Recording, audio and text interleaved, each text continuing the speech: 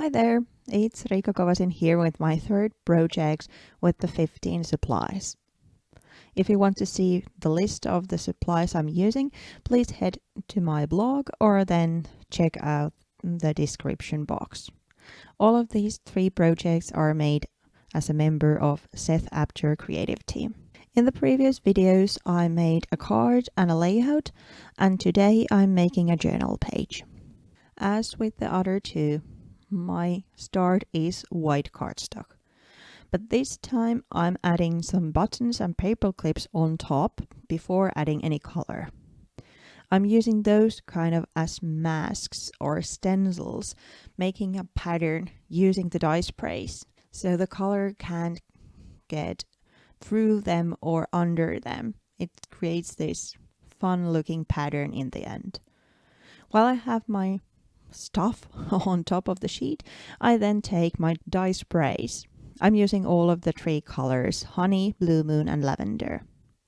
To make those colors a little bit more flowy, I added some water there. Then it's the tedious waiting for the sheet to dry. I use a heat tool to speed things up, and then I can just pick up those little buttons and paper clips to reveal my pattern. I feel that that is not enough on its own, so I pick up the wet buttons and paper clips from the water jar. I added them and place them on top of the sheet. This makes the dye sprays react, so I'm able to lift some color from those wet spots. After I then have my sheet done, I cut a piece of it and adhere it to my journal. I also stamped some elements. There's a book paper which I stamped using the Journal Jargon 9 stamp set, but I'm first making my focal point.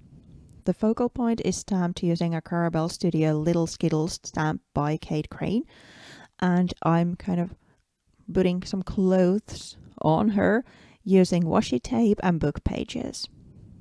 So while the one on the white cardstock is my main character, I'll make a little coat or pattern to her using washi tape.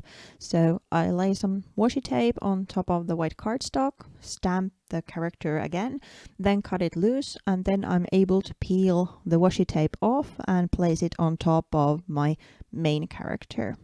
I make the same process using the book page and color her face that way. The fishtail hat is painted golden using Aladine Izink pigment ink royal gold.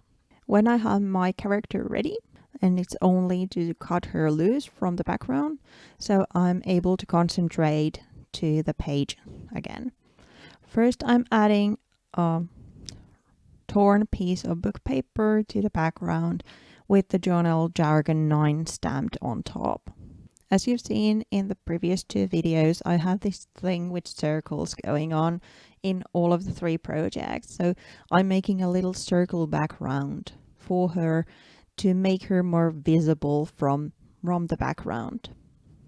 As the background is done using the dye sprays, I know that if I add white gesso on top, it will start reacting with the colors underneath. I want the center of kind of the halo to be exactly white.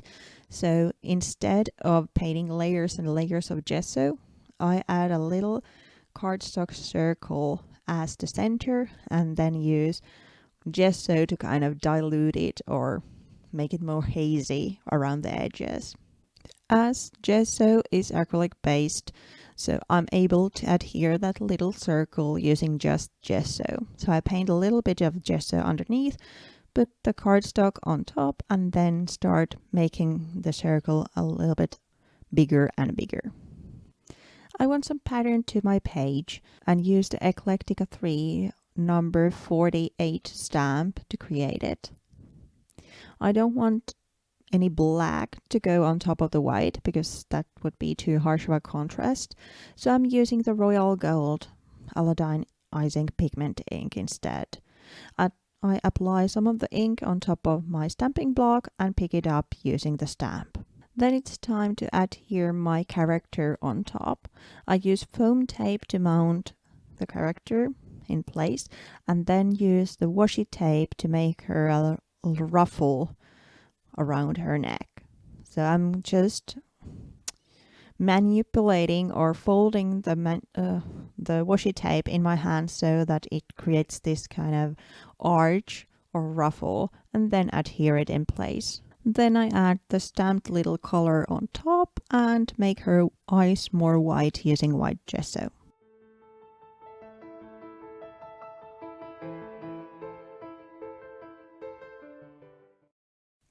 After getting the character ready, I felt that the background needed a little bit more layers or more details. Nothing too contrasting, but something subtle. So I cut some circles out of the background sheet I still had and placed them on top of the background. Now I'm making some more circles. First I'm using the old buttons and white cardstock, and the buttons are underneath the cardstock, and then I'm rubbing with my pencil to get that shape through the cardstock. I'm sure you're all familiar with this technique. I've done it as a kid, tracing those pennies or coins or something else. But I thought that as I'm working with limited supplies, that would be a fun little detail. Also, the color of the pencil is not too harsh. It's contrasting, but not black, so I'm able to pull that off. Then I just cut the circles loose and adhere them on top of my existing circles. I'm also adding kind of the title to the page and chose Eccentric from the journal Jargon 9 stamp set for the title. As the label seems a little bit too white when I adhere it, I pick up a wet brush and get some of the graphite from my pencil to it and then apply it on top, kind of dulling that white from the title. Then some more circles. I stamped my both stamps to the white cardstock, both meaning both the Carabelle Studio version and also the Eclectica 3. I colored the little patterns in the Carabelle Studio character gown using the Izink Pigment Ink Royal Gold and then cut the little circles loose. I then mount them on top of the existing circles, making just final little details to the page. And after that, the page is done.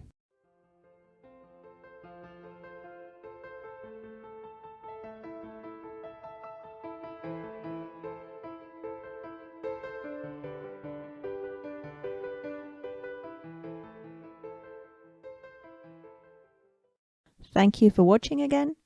I hope you have liked the series so far, and if you like to see more and be updated from my future videos, please consider subscribing.